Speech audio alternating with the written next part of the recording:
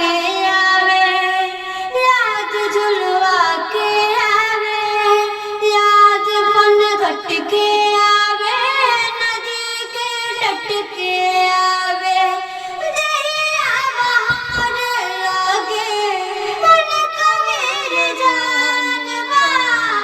अलग होके जिंदगी जीजल अब नहीं आसान बा, अलग होके जिंदगी जीजल अब नहीं आसान बा। सूख जाए हर जिंदगी, सूख जाए हर जिंदगी, बिना मिले दरिया के छाँव रे हो दिलिया रे, ले चल सवारे आके गाँव रे, दिलिया रे। क्या बात है, वेरी गुड, बहुत अच्छा, बहुत अच्छा, बहुत बढ़िया। अरे तुम गाओ, अब तुम।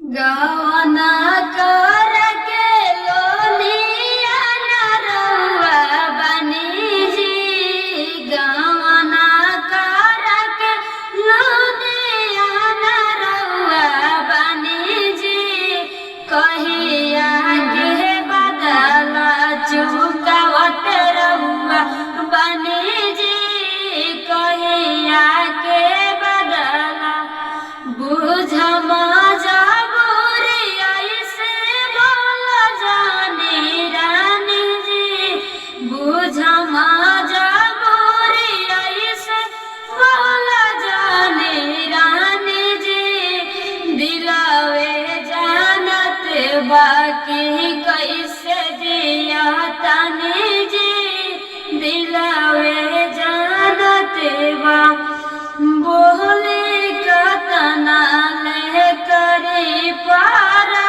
है जिया, जब से गई तब से सुन बाटे से जिया, बोले कतना ले करी पारा है जिया, जब ले गई तब ले सुन बाटे से जिया, सब्र करा थोड़ा